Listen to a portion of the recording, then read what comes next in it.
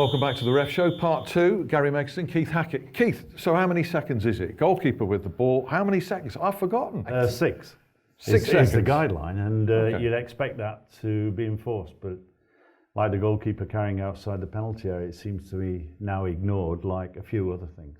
So, I mean, there's actually nobody counting that six seconds out like they used to be, presumably. I mean, in your career, did you used to count out the 6 seconds? Well, in my career, we had the 4-step rule. Yes. And I got hit twice with that. I refereed out in New Zealand against Australia in a World Cup game. That law hadn't been introduced, so I had to talk to both goalkeepers and the managers prior to the game, and sure, in the game, we had it, the goalkeeper, and that created a bit of a hassle.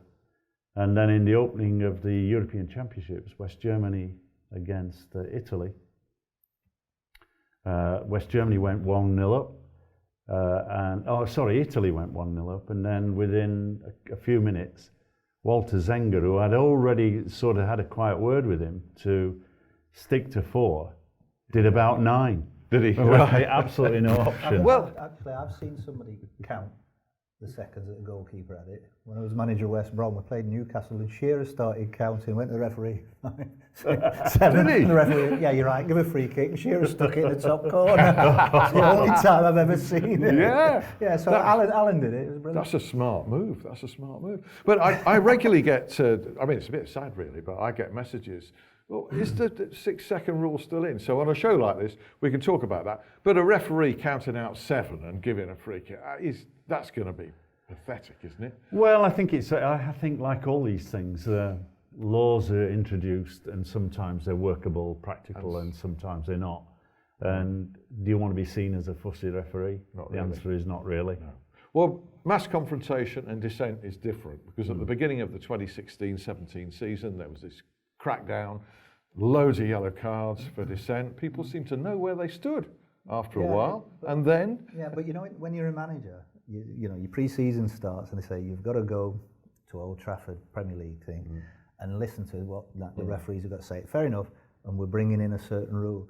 And what seems to happen is like this rule, like you say, right, well, the one this year is mass confrontation. We're not having that. You don't get around referees. And for the first few weeks, it works fine, and everybody knows where they are. But gradually, it seems to like fall by the wayside, and you get to a point a few years later on, think, is it still a rule? Is it? You don't know, like, but there's quite a few that. Because it's 3+ players, more than 3 players, a club can be fined. You've got a theory as to who should be fined, I know. But these things fade out, don't they? I think clampdowns are a waste of time. What would you do instead then? Well, I think just manage the event, manage the game, and effectively do it by refereeing. People say that's soft if you're accepting abuse as a referee. I think it's easy to get a group of referees who are going to referee on the Premier League pre-season, put them in a room and say, right, these are the areas we're going to focus on.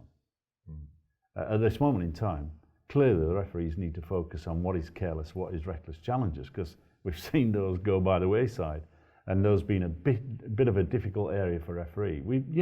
Ultimately, we've seen yellow cards given for careless challenges. That's not the law. No. So I think in that situation, it's about getting all the referees in tune. Then you can communicate to the clubs. But 3 and 5 players, come on. I mean, you've got to be strong against that. But if something's important enough to say we're having a clampdown, you've got to follow on, because there was a clampdown donkeys years ago. Every game I used to play in, the centre half would go woofing straight through the centre forward in the first few minutes and carry on, so he knows. They said, that's it, we're clamping down, no tackling from behind. It doesn't happen anymore, and it's made the game miles better. So they just kept that going, but there's other ones, and it's not down to referees, it's just down to football. It's like, it just seems to, nobody does it anymore. Like, well, we can't be bothered with that rule. It can work if you get. You've got to keep doing it though. It's like grappling. Until it becomes a habit that you don't do it anymore. Like tackling from behind.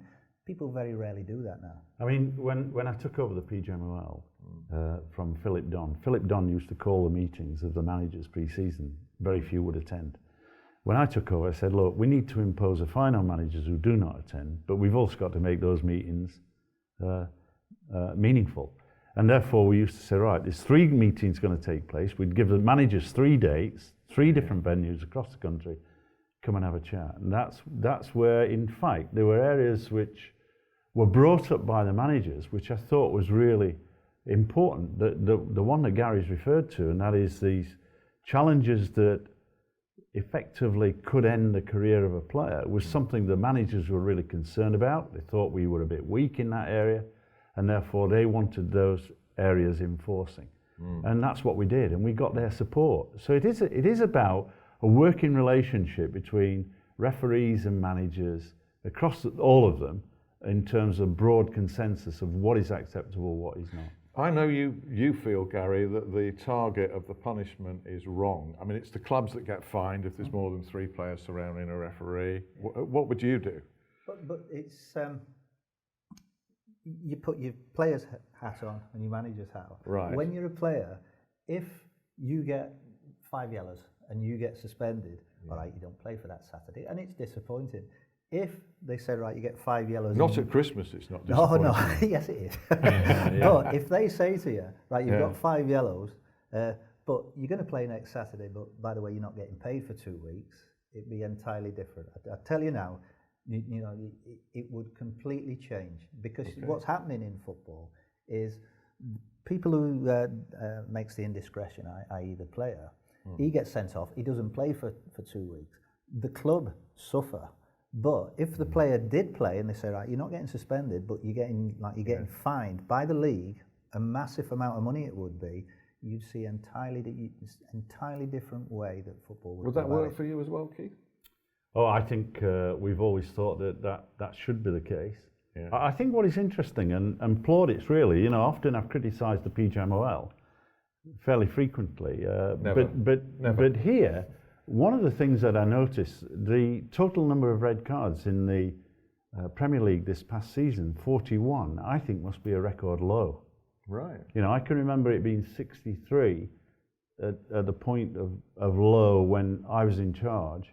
41 is really commendable. So it does show that there are some positive aspects going on behind the scenes, but we also recognise there have been some red cards that have been missed in that context.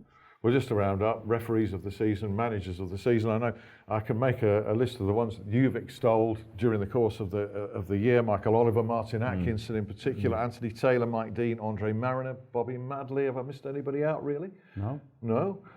It just raises the question there should be more.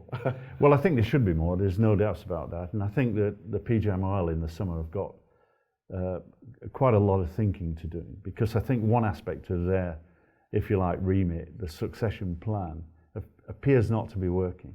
And there are some referees that are carrying the badge, taking the money, and not actually getting the games. And you can look at the list that the Premier League produce on their website, and you will see that somebody like Oliver has had 33, and other referees have had about 18. That's quite telling. Managers of the season, not just obviously the standout ones that we all know about, Antonio Conte. There's some others below that, obviously, that have got far lesser resources, but you've got a point to make about Conte, though. I just think there's like, you know, everybody puts managers in the same context. Like, manager, got your players, it's different. You go to some clubs and there's different expectations, there's different wage bills, whatever. And like Conte took over, they started the season, they were really poor, playing a flat back four. He managed it, said, right, we've got 3 centre-halves, they never looked back. Chris Wilder did exactly the same thing down at the Lane. You know, they were poor, started off really badly, and here we go again, down, like, having a good moan up down there. Went to 3 at the back, and suddenly everything picks up. And I thought he picked up on, you know, pushing the fact he was Sheffield United through and through, banging the chest, doing all this stuff, local lad. I don't know where he's got that from. But it works, and I thought it was really good management, and he needs to keep it going again. Bowyer at Blackpool, you take over that club, and when you mention Blackpool, you're not talking about whether they're playing 3 centre-halves or a flat back four. You're talking about whatever's going on at the football club and having to manage with that. And the biggest and the best one for me was Wagner. Sometimes you go in at a football club and you look at what you've got, and now you have to manage it, and you go, right, we've got no money to go buy loads of players. We haven't got the money to have a huge wage bill. We've got to do it a different way. Organisation, set pieces, fitness, drive, desire. And he mentioned all those things. And when they played Wednesday in the playoff, Wednesday had all the advantages apart from those things that he had. He had a togetherness, a drive, that desire, that he called it passion. Everybody should have that. But those managers, I thought, had great seasons, and there's some others as well. Yeah, yeah. But it's not all about just buying players. Indeed. I mean, you mentioned Gary Bowyer at Blackpool, you know, chaos off the field, but he brought it together on the field. Nigel Clough kept Burton in the Championship, Sean Dyche and Eddie Howe in the Premier League with so-called unfashionable clubs, and you mentioned Chris Wilder as well. So lots of praise to be handed out, even to some referees as well, Keith. Thank you, both of you gentlemen, for joining us. It's been very entertaining, and do join us for another Ref Show next week. See you then. Bye.